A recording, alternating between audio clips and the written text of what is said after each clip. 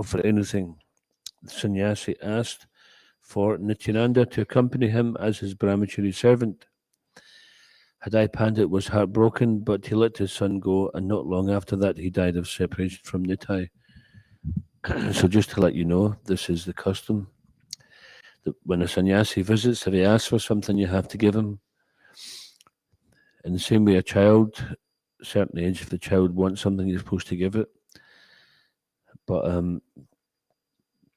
so he'd asked for Lord Nityananda, and this was completely unexpected because and he was so attached to Lord Nityananda that he died in separation. This is mentioned in the Nectar of Devotion. One of the ecstatic symptoms is death. So if you're hankering for the ecstasy, be prepared. But this is the mood of the devotees is such that to be separated from the Lord is more painful than remaining alive.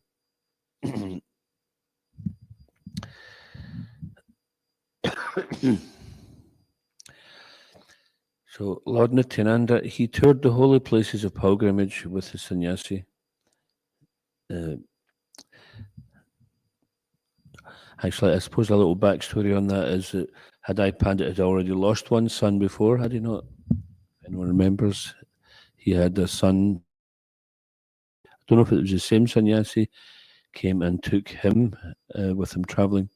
Sometimes this would be the case. In fact, when devotees from ISKCON first went to India and they were trying to make life members, sometimes they were finding it difficult, so they would shoot for the white rhino, which means, this expression means the white rhino is very rare and it's usually protected by the rest of the rhinos in the herd. If you aim for the white rhino to shoot for that, you might not get the white rhino, but you get a rhino.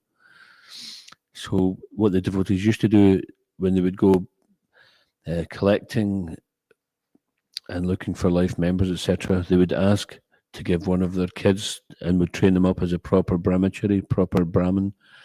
And then, of course, the parents would be like, oh no, you can't take my kid. But because you're a sannyasi, you can't refuse. So they say, okay, if you don't give your kid, at least become a life member. Oh, no problem.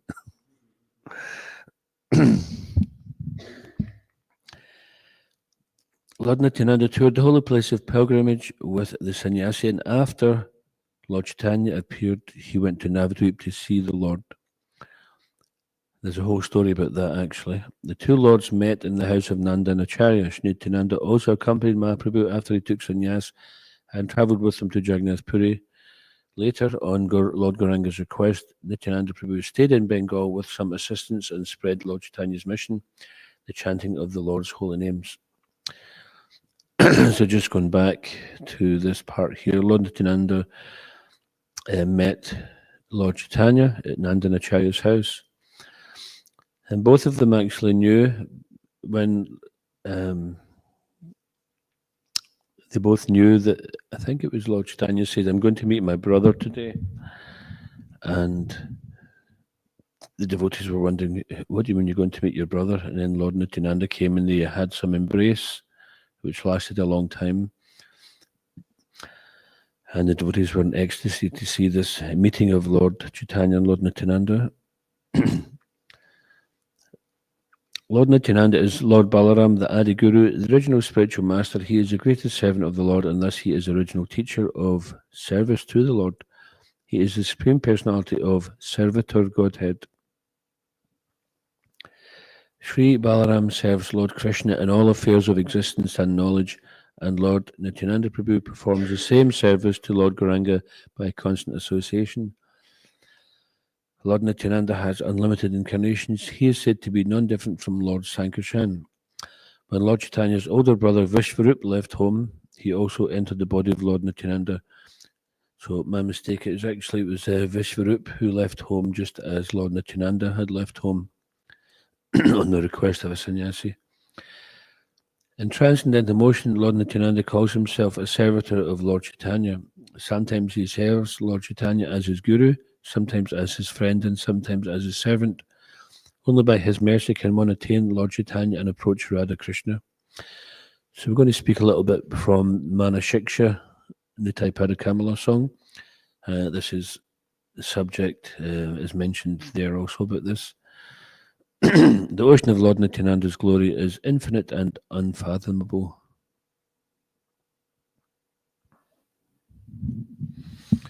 Shri Nityananda Ramaki. Do you have anything?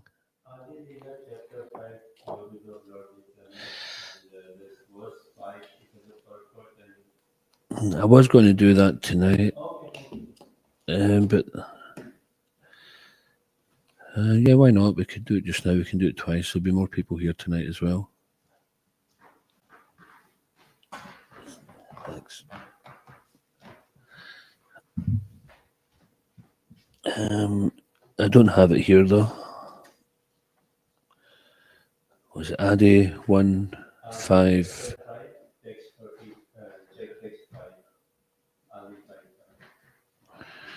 5:35? Did you say 5:5?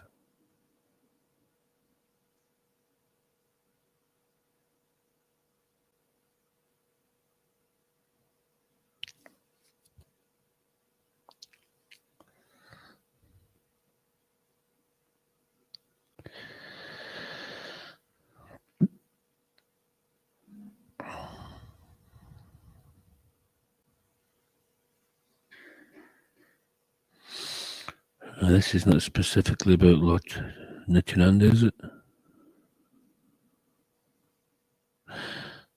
No, I think actually this is. I think this is just chapter 1, verse 5. Yep.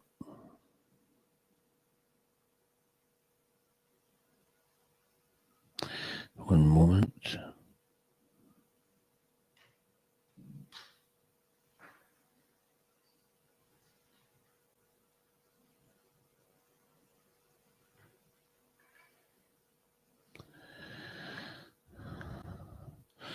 Eka Swarupadonhi. All right. Jaya Jaya Sri Chaitanya Jaya Nityananda.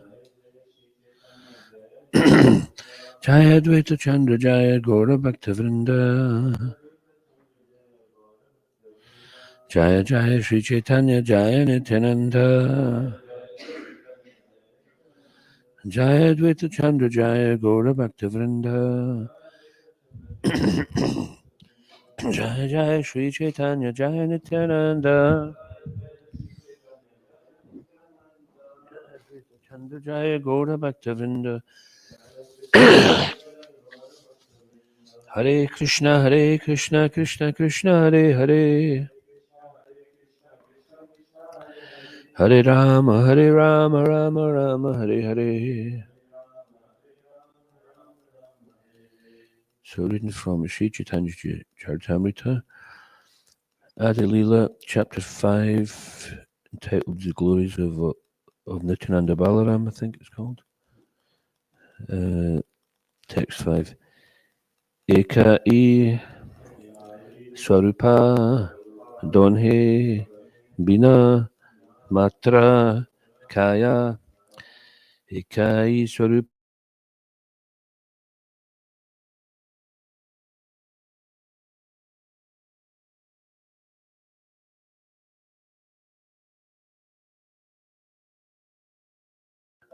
Sahaya Adhyakaya Vyuha Krishna Lilara Sahaya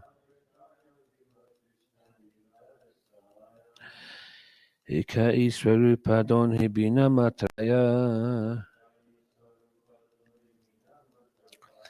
Adhyakaya Vyuha Krishna Lilara Sahaya Eka Swarupa Donhe Bina Matrakaya Adhyakaya Vyuha Krishna Lilara Sahaya. Okay, please chant.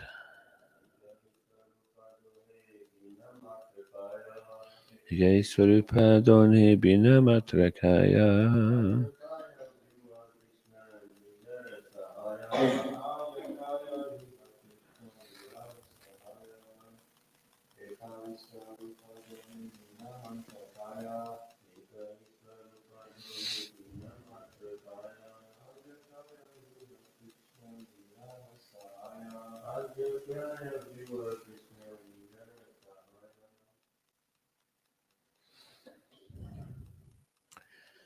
Anyone else?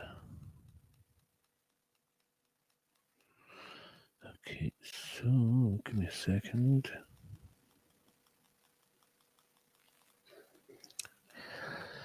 Ekai, one, Swarupa, identity, Donhe, both of them, Binamatra, Kaya, only two different bodies, Adya, original, Kaya Vyuha, quadruple expansions, Krishna Lilara, in the pastimes of Lord Krishna, Sahaya, assistance. Translation.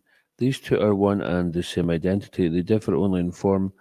Lord Balaram is the first bodily expansion of Krishna, and he assists in Lord Krishna's transcendental pastimes. Please repeat. These two are one and the same identity. They differ only in form.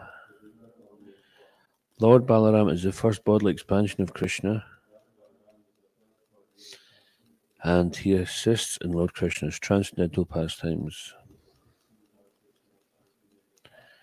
Srila Prabhupada's purport. Balaram is a Swamsa expansion of the Lord, and therefore there is no difference in potency between Krishna and Balaram.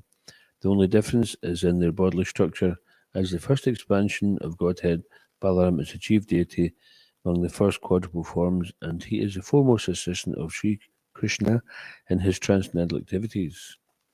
Om Agandhamarandasya Giranjana Salakaya Chakshunmutam Yena Tasma Shri Gurave Namah Vikam Karoti Vachalam Pangam Lagate Girim Yatkripa Tamaham Vande Shikrim Jinitaranam Jai Shri Krishna Chaitanya Prabhu Nityananda Shri Advaita Gadadha Shiva Sadi Guru Bhakta Vrinda Hare Krishna Krishna Krishna Hare Hare Hare Rama Rama Rama Hare Hare.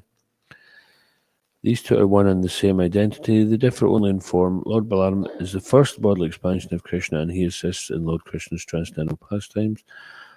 So I think it's worth just reading the verses prior to this, so we can see what precedes.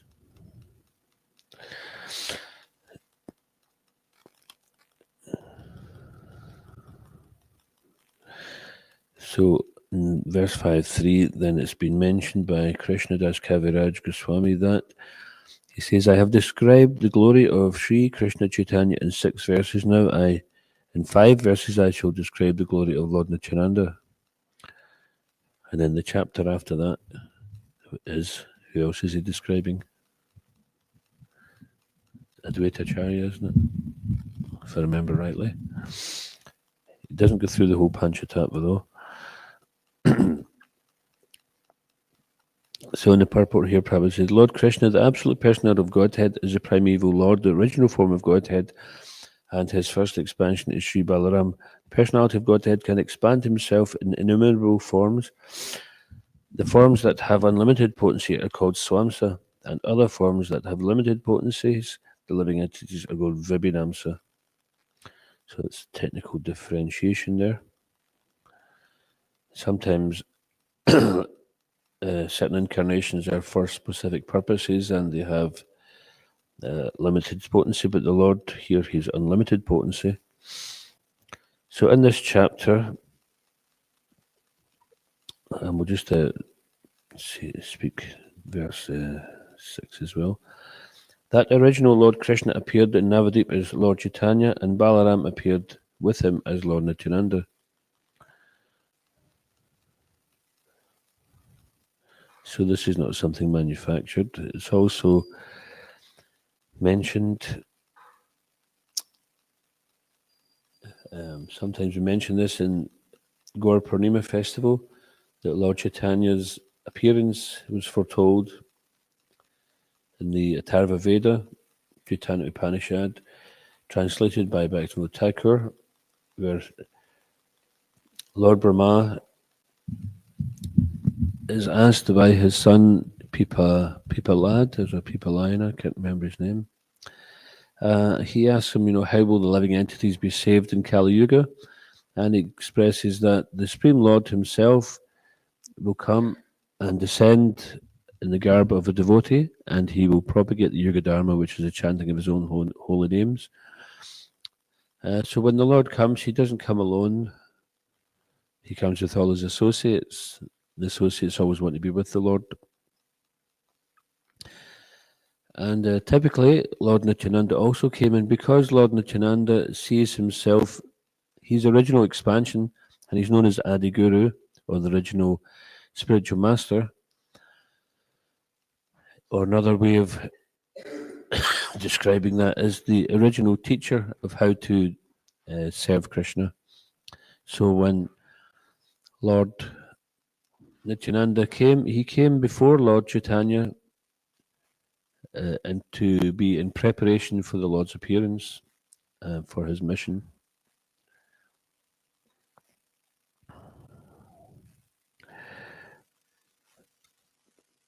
So it's mentioned in the Nectar of Devotion that there's no difference between Lord Krishna and Lord Balaram, but there are some differences. Does anybody remember any of those differences?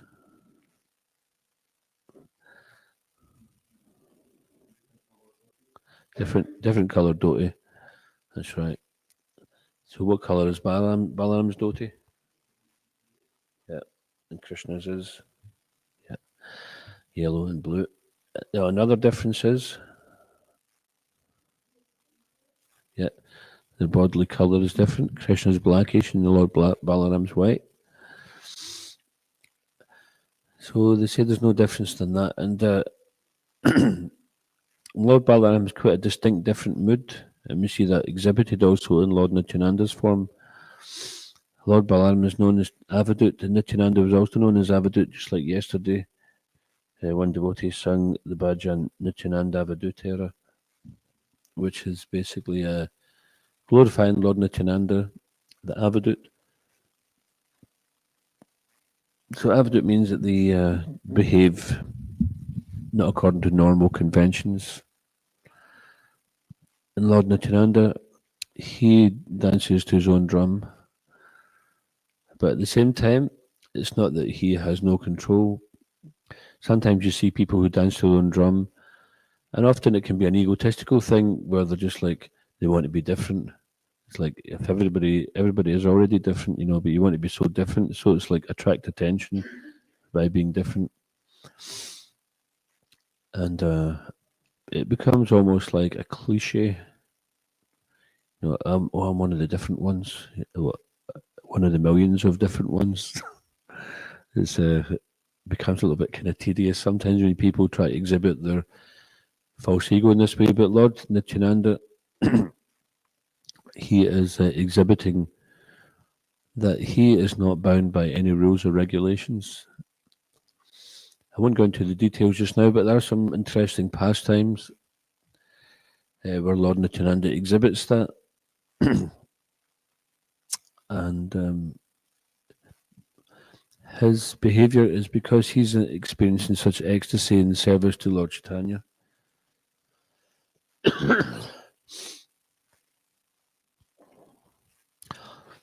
So it's also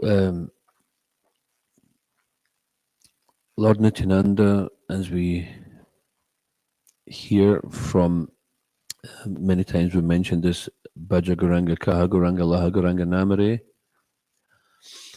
Jejana Goranga Bhajase Amara Pranare. It's very important to get Lord Nityananda's mercy, and we can get that mercy by propagating the name and the mission of Lord Chaitanya. So I just want to read a little from this bhajan by Narottam Das Thakur called Mana Shiksha, Instructions to the Mind. In Bhagavad Gita, Krishna explains that one's mind can be one's best friend or one's worst enemy. And that is up to us, really. Sometimes we say, oh, I can't do this because of this one or that one. But actually, there's nothing to stop us being a devotee except for ourselves. It's up to us what, if we decide that something is going to be an obstacle or not. So this, I'll just go through this bhajan. We'll sing it later on this evening. We'll do a program this evening starting from 4:30 in the temple room. So, as a young aspiring devotee, I was aware that getting the mercy of Lord Nityananda is very important for spiritual advancement. So, I used to read this bhajan every night before taking rest when I was on traveling Sanktan for many years, and the purport as well. That was my regular bedtime reading.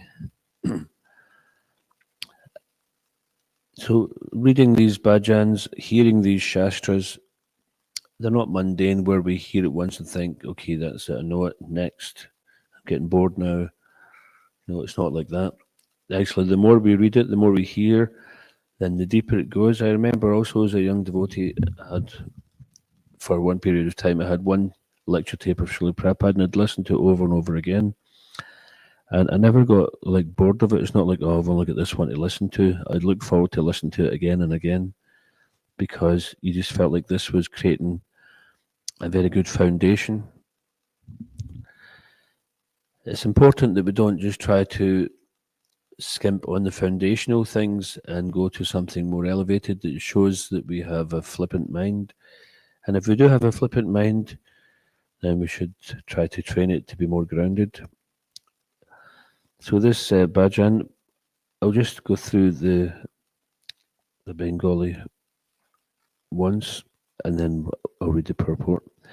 Nitai pada kamala koti chandra shushitala jechai jagata jurai hino nitai binibai Radha Krishna paiti nai drida kori daru nitai arpai se sambandha naheja brita janma geluta se pashu boru dirachar nitai na balilu mukhi majilu samsara sukhi vidya kuli ki karibitar ahankara matahaya nitai pada pashariya asachari sachakorimani Nitayar Karunahabi Braji Radha Krishna Pabi Daro Nitai Charan Dukani Nitayar Charana Satya Tara Sevaka Nitya Nitai Pada Sada Koro Ash Narutama Boroduki Nitai Mori Koro Suki Raku Ranga Charanera Pash.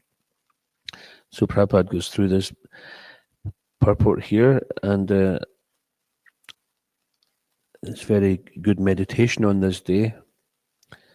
We can get a little glimpse into the value and character of Lord Nityananda. This is a very nice song sung by Narottam Das Thakur. He advises that Nitai Pad, the lotus feet of Lord Nityananda, Kamala means lotus and Pada means feet, are a shelter where one will get the soothing moonlight not of only one, but of millions of moons. We can just imagine the aggregate total value of the soothing shine of millions of moons in this material world, Jagat, which is progressing toward hell. There is always a blazing fire, and everyone is struggling hard without finding peace. Therefore, if the world wants to have real peace, it should take shelter under the lotus feet of Lord Nityananda, which are cooling like the shining of a million moons. Juraya means relief. Jurai. Even the word itself sounds like it gives relief, doesn't it? If one actually wants relief from the struggle of existence and actually wants to extinguish the blazing fire of material pangs, Narottam Das Thakur advises, please take shelter of Lord Nityananda. What will be the result of accepting the shelter of the lotus feet of Nityananda, Lord Nityananda? He says, Hino nitai binibai.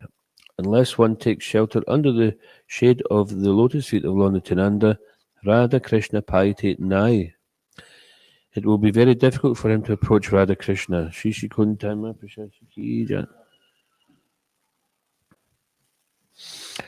aim of this Krishna consciousness movement is to enable us to approach Radha Krishna and associate with the Supreme Lord in his sublime pleasure dance.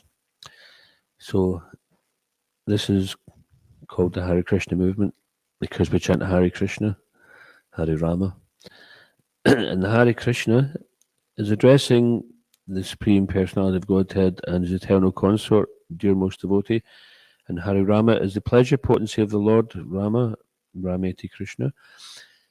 And so Prabhupada mentions here basically the whole point of this movement is to enable us to approach Radha and Krishna and associate in their sublime pleasure dance.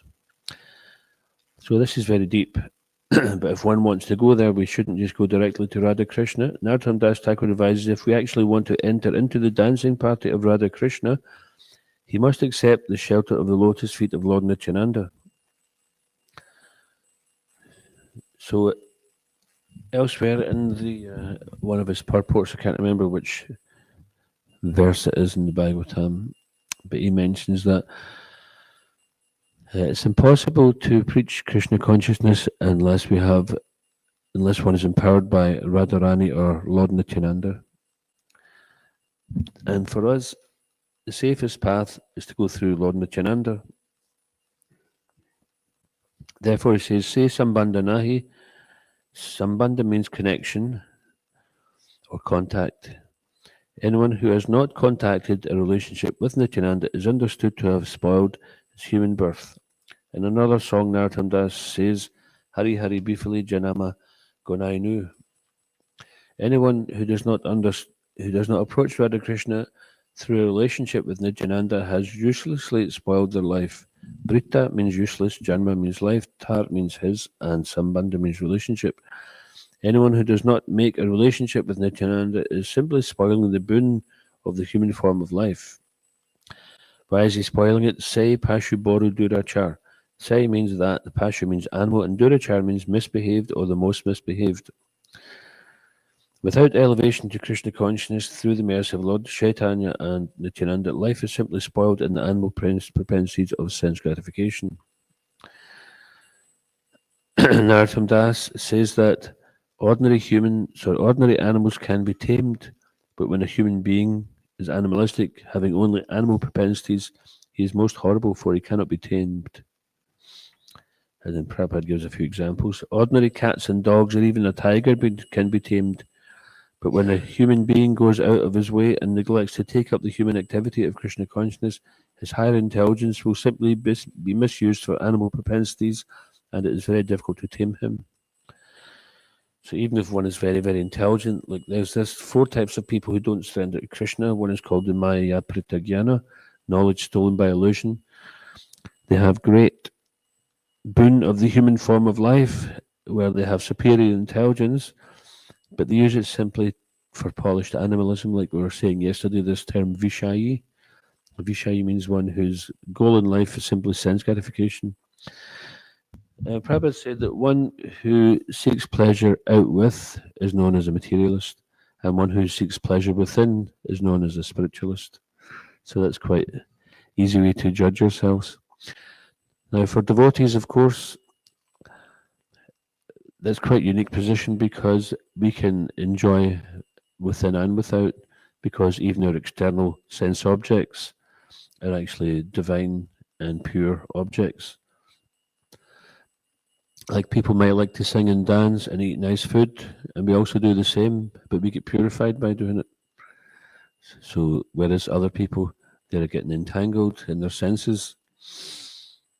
So this Krishna conscious movement is so nice. It's been given to us by Lord Chaitanya, handed down to us by Srila Prabhupada, and the present ISKCON gurus. They're teaching us how to take shelter in this nice process of Krishna consciousness.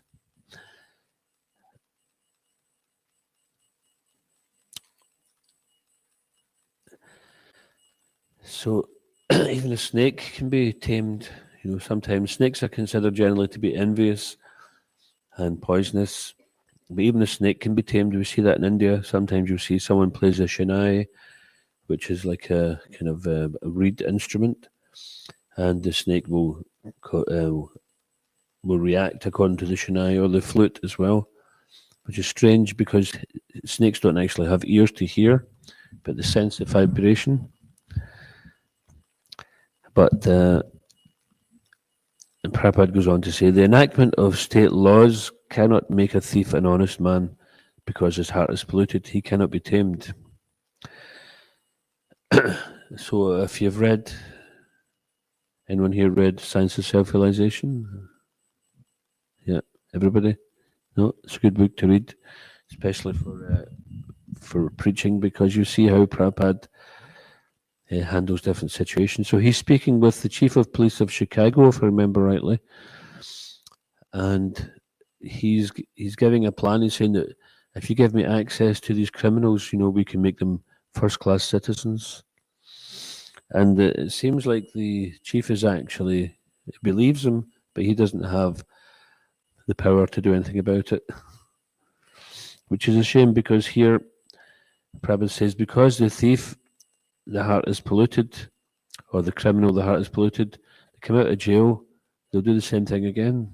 So unless they have a change of heart, they're going to do the same thing again. And the same for ourselves, Krishna consciousness is a change of heart. It's not like a dress up party or something that we dress up like a devotee like they did back in the days of Lord Chaitanya. No, we're still in those days. We are in the midst of Lord Chaitanya's pastimes. Now, we even see that the people, ISKCON has a prison program where they send literatures and they visit prisons, and people take to this Krishna consciousness because they're already isolated in a position where they've got time for contemplation, and if their mood is not to use the prison as the criminal university to learn more about their craft, then they will be looking to see, I don't want to be back in here again. How am I going to get out of here and stay out? And devotees have had success with that. And ultimately, everybody in this material world is a criminal, because in the bigger picture, if we ignore God and we ignore that God is the supreme proprietor, then we're all thieves. Prabhupada explains this. We've said many times before. He explains this, what he calls nonsense capitalism and communism. He says it's just like a band of thieves rob a bank, they get back to the hideout, and then they're going to argue of how to divide up the takings. So one says we should divide it evenly. Everybody gets an even share. And someone says, no, you're just the driver, I'm the mastermind, your risk is less, I should get more. But the fact is, none of them are right, because they're all thieves. So people are arguing about whether capitalism is better, communism is better. But actually, the fact of the matter is, there's a faulty mentality in both of them, in that they're not recognizing the proprietor. And when people are suffering, then sometimes too much suffering steals their intelligence away.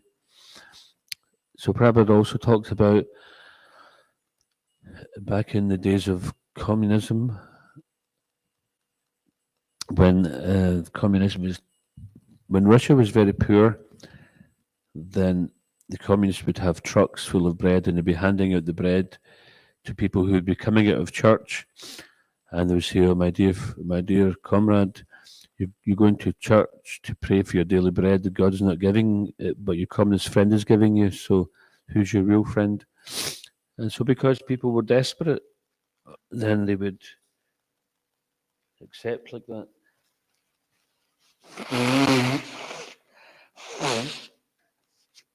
But we see also, when the Iron Curtain dropped back in the late 80s, early 90s, then there was swarms of people took to religion as soon as it was the ban was uplifted. At one time I was in Nepal, and the hotel owner that we're staying with, his name is Som, and he appeared to be a Christian. So we said, "Oh, you're a Christian?" He says, "No, not really." I said, "What do you mean?" He says, "Well, it turned out that if you went to church, you would get certain financial benefits." He says, "So many people go to church to get these financial handouts, but as soon as it's over, they just go back to being Hindu again."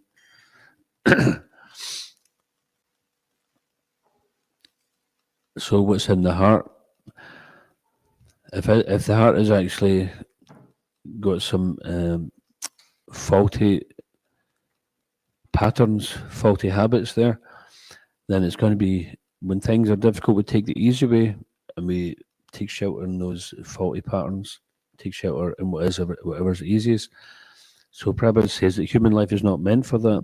It's not meant for just taking the easy way out, but it's actually meant it's meant for developing love of God. And Lord Nityananda is offering the highest here. Lord Chaitanya and Lord Nityananda, it said that they were freely giving this gift of love of God, Golokera Premadan Harinam Sankirtan, through the chanting of the holy name. And so we have to understand that the science of this, that this is not simply we're just chanting to get peace. The peace may be there, but what if we're chanting and peace doesn't come, but more anxiety comes? And sometimes that might even be the case. Before we became a devotee, we weren't really concerned with too many other people. Now we have this burden of having to be compassionate towards other people who are total strangers. I think, well, it was easier beforehand, you know. But what is this burden? This is a burden of love, and it's taking the headache off of Lord Chaitanya and off of Lord Nityananda. And in this way, we're becoming dear to them.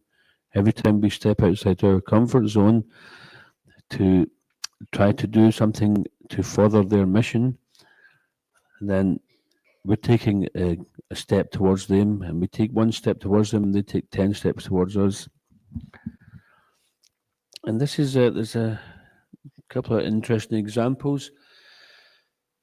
We've mentioned it before, you may or may not know, but when Prabhupada wanted the devotees to go to Japan, because there was no devotees there, and for some reason devotees didn't want to go, they didn't think they would be welcome there, and eventually they were actually kicked out of Japan, which is another story we'll tell in a second.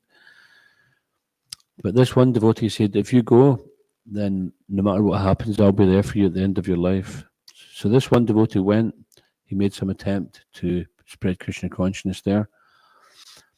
And after some time, they got kicked out of Japan. And some people started to criticize, because it was in the newspapers, Hare Krishna is kicked out of Japan. And someone criticized, and Prabhupada chastised the man and says, at least they got kicked out. What have you done?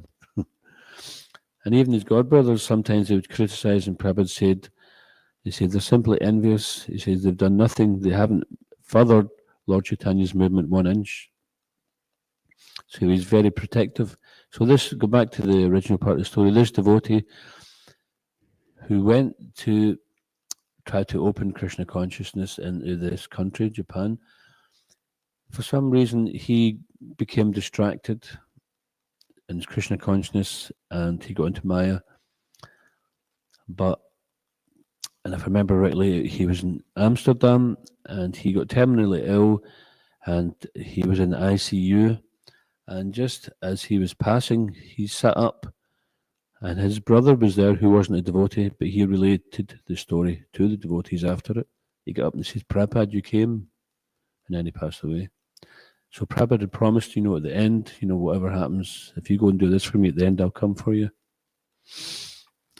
So this is the value of stepping outside our comfort zone for the mission of the Lord. And Prabhupada is so close to the Lord that he can make such benedictions. And Scotland, actually, we have also a benediction. He said that whoever does Sankirtan in Scotland, they get twice the benefit. So if you do Sankirtan for 10, 20 years, then you get 20, 40 years advancement. What to speak of, Prabhupada said that one day on the street doing books is actually equivalent to 10,000 years meditation in the Himalayas. So in other words, he's saying that all these other things are more for self-development, but this is actually, and you make some advancement, but when you act directly in the Lord's, under the Lord's direction means we're going out in His name. even if we haven't really got a clue what we're doing, we just put ourselves in that position. And we're basically mercy cases. Okay, Lord Nityananda, you said if we spread this mission of Lord Chaitanya, then you'll be merciful. So I'm out here struggling, but I need your mercy. I told you brought up a nice point yesterday. Does anybody remember it? It's not what you say, it's what you. And on Sanctan, it's not what you say, it's what you pray. So that means that we may think, oh, I'm so unqualified, I'm useless, I can't do this, I've not got this kind of nature at all. Or even if we think, we have got some ability, like that ability can be there or not, it can be taken away by Krishna. His ability can give or take. So even if we feel we have no ability, then we can still do that. And if we're praying correctly, then that can happen. And we're simply there as an instrument of the Lord. So if we take ourselves out of it, just like Shiva Ramaj gave a series of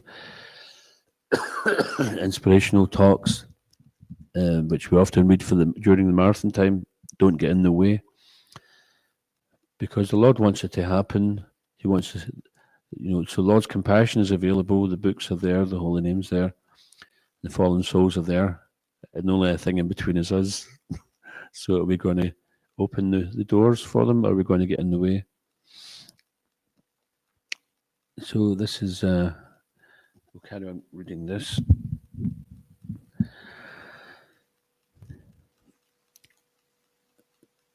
So every man sees that a person who commits criminal offences is punished by the government, and also in scriptural injunctions, punishment in hell is mentioned. But despite hearing from scripture and seeing the actions of the state laws, the demoniac cannot be tamed. So still, even if you're thinking that's me, we shouldn't give up hope. We should pray to Lord Nityananda. Prabhupada says, you go to Lord Nityananda, you say, my dear sir, I have this problem. This is the words, my dear sir, I have this problem. Please help me. And we keep that prayer. It's not like we say it once and then we wait for Lord Nityananda to do everything. It never works. We have to always approach like that. So what are they doing? Nityananda Balilamukhi, since they do not know who Nityananda is, they never say the names of Nityananda and Lord Chaitanya. Majilo Samsarasuki. Majilo means become absorbed. They become absorbed in so-called material enjoyment. They don't care who Lord Chaitanya and Nityananda are. So this Samsarasuki, this means like the type of enjoyment which is going to keep the wheel of samsara rolling. They absorbed in the type of sense gratification, the type of happiness which is leading to birth after birth. They don't care who Lord Chaitanya and Nityananda are, and therefore they go deep down into material existence. Vidya Kuli Ki Kuribitar. If one has no connection with Nityananda and he does not come to Krishna consciousness, his Vidya, or his so-called academic education, and Kula, birth in a high family or great nation, will not protect him. So whether one has got a Bhakti Shastri, or one is born in a Brahmin family, or one's got a PhD, and one's born in a royal family, or whatever, regardless of these things, if one is born in a big family or nation, or has a very advanced academic education, at the time of death, nature's law will act. His work will be finished, and he will get another body according to that work. Why are these human animals acting in this way? So it's an interesting term, human animals. He uses that because the animal propensities are eating, sleeping, mating, and defending. And he says that devotees, we have to actually try to, our aim is to reduce these animal propensities to zero. Or zero, as Prabhupada says it. Zero, his Bengali accent. So reduce to zero. So we shouldn't do it artificially as well. It's not we think, okay, I just heard that, I want to stop. I want to eat, I want to sleep. So from now on, I've seen one devotee, he decided that he was going to give up sleeping. He was having trouble sleeping as it is, and he says, I'm just going to give up sleeping. And he said this to one person, and no sooner were the words out of his mouth than he fell asleep. So Krishna has a very interesting sense of humor, just to show how ridiculous people can be if they try to promote themselves as being something very advanced. It's like sitting down to a feast saying, I'm giving up eating. So we can't do this artificially. We see the great acharyas in the line that we're coming from, the Goswamis. This is mentioned in the Sad Goswami Astakam, that they were so absorbed in Krishna consciousness that sometimes they forget to eat, sometimes they forget to sleep. It's not that they had to force themselves to stay awake. They get matchsticks in their eyes and they're going, Hare Krishna, and they're bumping into the wall, walking up and down, chanting japa. No, it's not like that. Or they're just forcing themselves to fast, but all the while they're just thinking, I wish I had some nice sabji and puris. No, they're so absorbed in Krishna consciousness, so absorbed in their service, mainly was writing shastras and revealing places of pastimes in the Holy Dham, that they actually would just forget. Even sometimes we see this, like the other day, Nityananda Prabhu was so absorbed in his service, he didn't come up for prasadam in time. And he put the service first. Oh, I have to do this because, otherwise it won't be ready in time. So this is nice. Devotees put their duty first, and then in due course of time, they just kind of forget. They become so absorbed, just like a child is out playing, and it's time for the child to come in. So the mum or dad says, "Okay, now you got to come in." And so you're already an hour late. You're supposed to be here an hour ago. Your dinner's gone cold. Your dinner's in the dog. But and the child it could just be playing there forever because it's so absorbed. It's not thinking I'm hungry. But the parents are thinking, oh, you'll be hungry now, you need to come in. So just like that, we become so absorbed in Krishna consciousness that we just forget.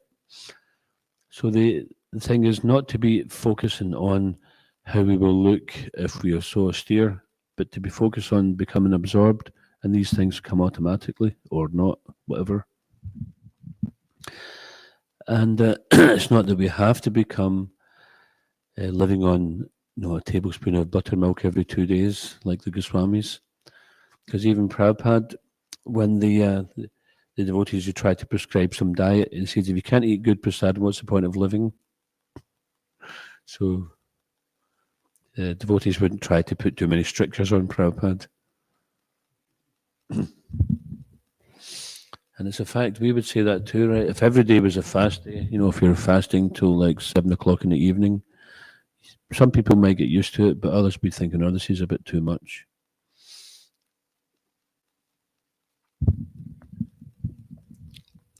So we'll carry on for a little bit extra this morning, not too much longer, but I do want to finish this one. So why are these human animals acting in this way? Ahankara matahoya nitaipada pashariya. So ahankara means false ego. They have become maddened by a false concept of bodily life, and thus they have forgotten their eternal relationship with Nityananda. And you can say that. You go up to someone in the street and say, who's Nityananda? And they say, don't know what you're talking about.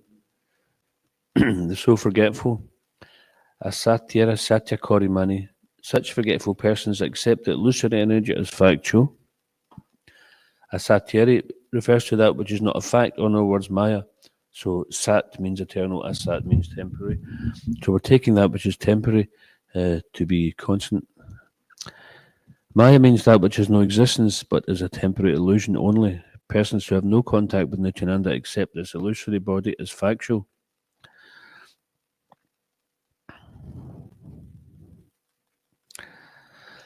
And Prabhupada gives the direct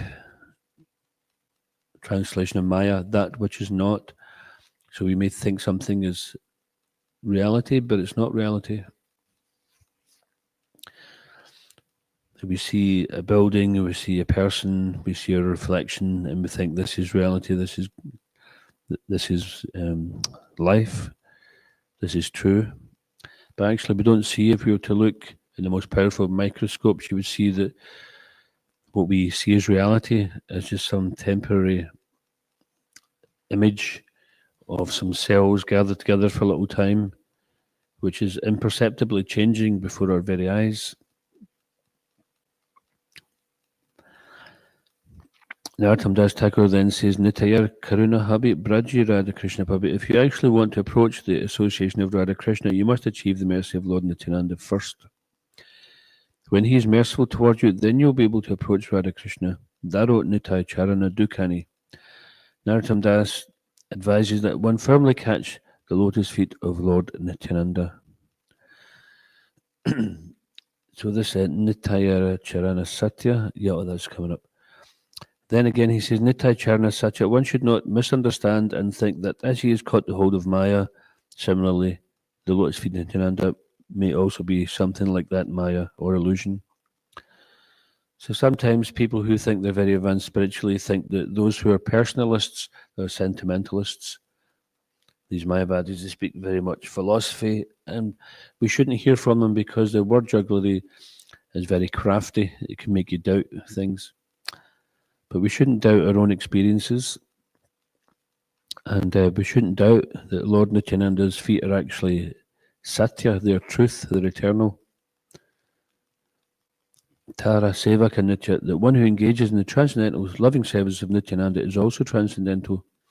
If one engages in the transcendental loving services of Nityananda and Krishna consciousness, he immediately achieves his transcendental position on the spiritual platform, which is eternal and blissful. Hence, Nityananda. Therefore, he advises Nitai Pada Sada Koro Ash. Always try to catch the lotus feet of Lord Nityananda. So this word Ash or Asha, how does that translate? Does anybody know what it means? Yeah, hope or desire. So sometimes this should be our desire, is to get the mercy of Lord Nityananda.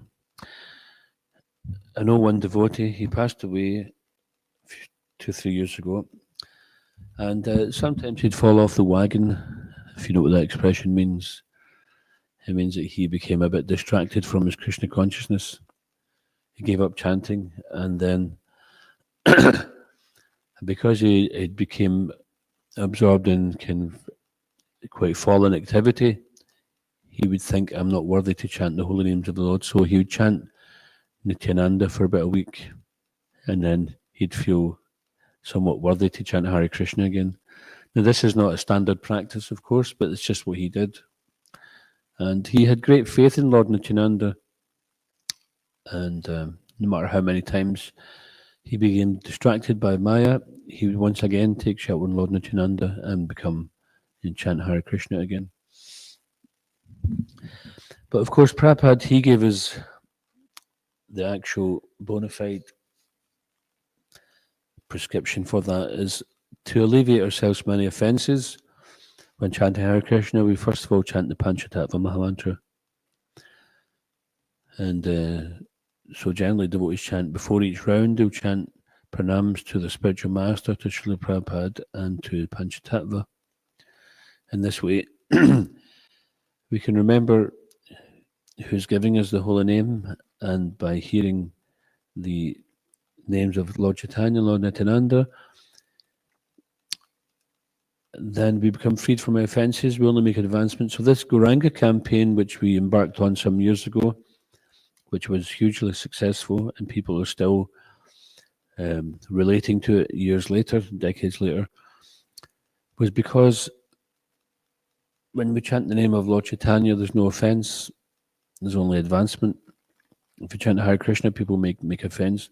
Now, it wasn't to substitute or replace the chanting of Hare Krishna, but it was to try to purify the people so they could become qualified to chant Hare Krishna. So it wasn't meant as a substitute. And we've seen it made so many people favourable who previously were inimical, certain groups of people especially.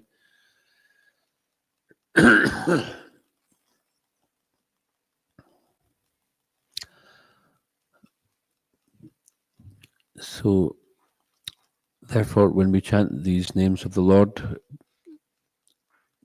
then we become purified of offences so that we can chant. There's a better chance of us chanting the Mahamantra without offence.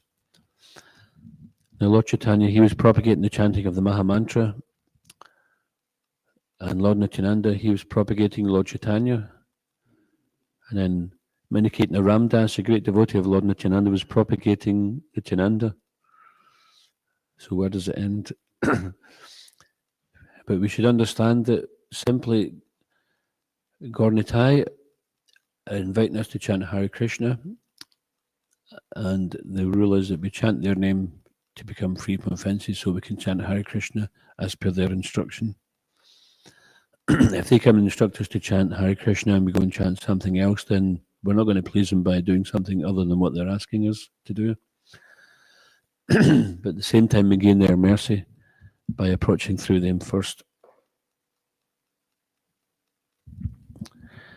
And then finally, Narottama Boro Duki Narottam Das Thakur, the Acharya, is taking the position that he's very unhappy. Actually, he is representing ourselves. He says, "My dear Lord, I am very unhappy. Nitai Moro Koro Suki. Therefore, I am praying to Lord Nityananda to make me happy." So this Nitai Moro Koro Suki means that, Lord Nityananda, you're always happy, and I'm very unhappy. I'm in this miserable position in the material world. So please, I'm praying to you to make me happy. Rako Ranga Charanera Pash. Please keep me in the corner of your lotus feet. So this word Ranga means, it's a colour, isn't it? Is it red? Is Rako or Ranga? Yeah. And so one translation is keep me in the shade of your reddish lotus feet. So Rakuranga Charanera Pash, please keep me in the corner of your lotus feet. So this is very nice meditation because we're recognizing that we're powerless against Maya, but if we take the shelter of Lord Nityananda, then we can be protected from this Maya. And from ourselves, we are our own worst enemy. We often think this one's my enemy, that one's my enemy. And in the Bhagavad Gita, Krishna explains about this in the 16th chapter. Demoniac person thinks, this is my enemy and I've killed him, and my other enemy will also be killed. So whether the kill is like physically or otherwise, then the real enemy to kill is to kill the uncontrolled mind. That is our main enemy. Because for someone whose mind is controlled and they have no enemies, even if someone thinks that we are their enemy, if we have no ill will toward them. So this is something which takes a lot of effort and a lot of practice. There's plenty of opportunity every day to practice it. Personally speaking. And Kripa Mahaprabhu was mentioning that the very devotees that we're having to serve with may be the very cause of our leaving this material world, because of the various tests will be presented and having to cooperate with devotees. Ordinarily, people coming from different backgrounds wouldn't spend the time of day with certain people from other types of backgrounds. But if we have one common denominator, which is the mission of Lord Chaitanya and Lord Nityananda, then we can cooperate with that in mind.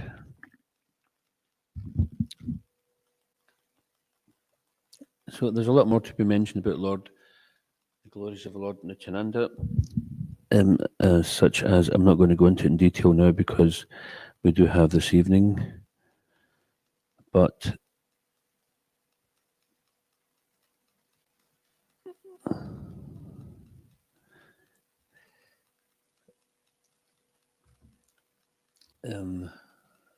in the 5th chapter of the Adi Leela, it does mention the glories of Lord Balaram, which we will go into later on. And it's impossible for us to really try to, with our tiny brain or our kind of tunnel vision, it's impossible for us to really understand the glories of the Lord, but we get purified by hearing about them anyway. And as we become purified, then more and more our minds and our hearts open up.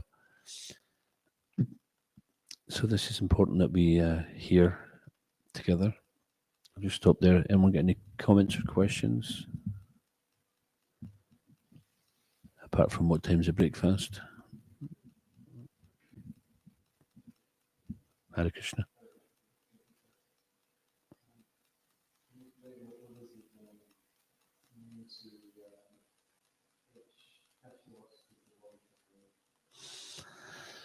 Yes, obviously it's a figure of speech. So it means to take shelter of the lotus feet and not to give up that shelter. And that can come in many different ways. So how would you think you would take shelter in Lord Nityananda, from what you know?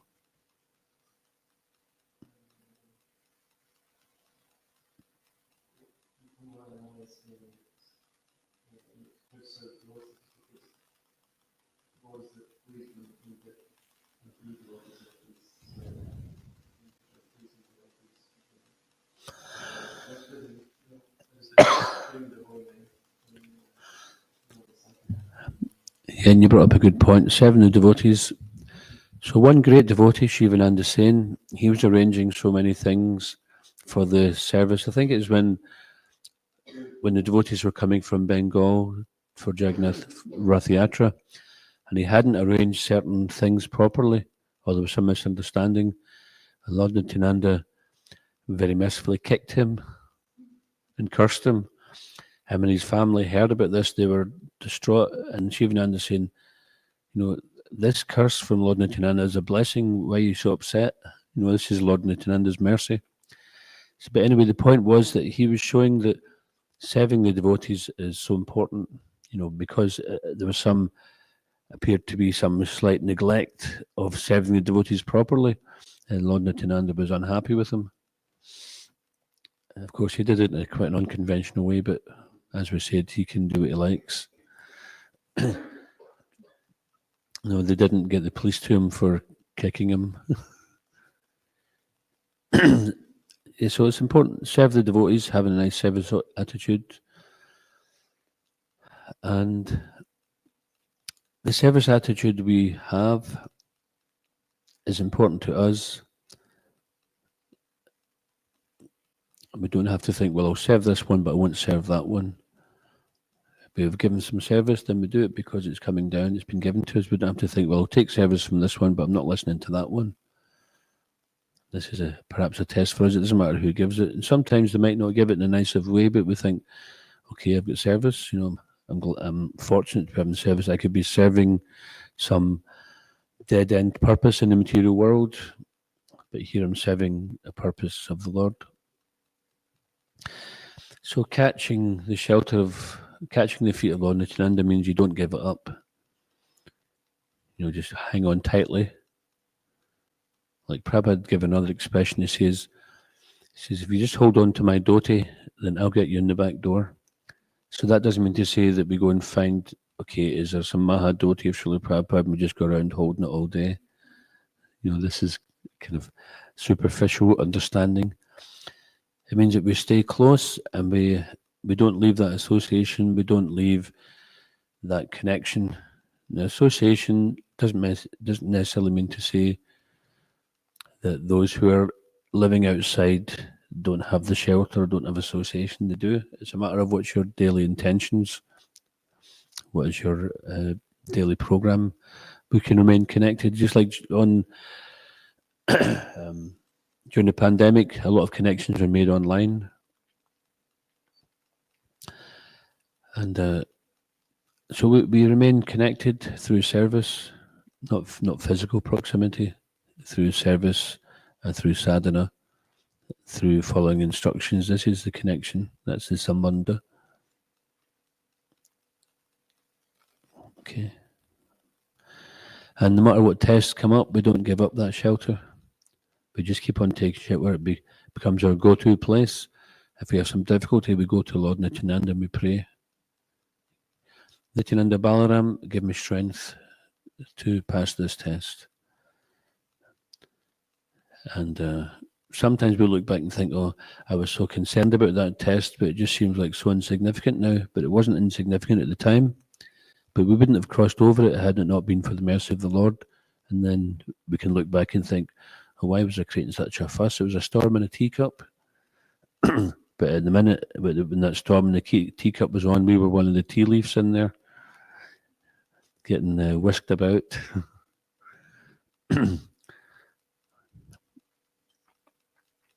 Anything else? Okay, we can stop for now. and we'll come back again at 4:30 to hear more about Lord Nityananda's glories.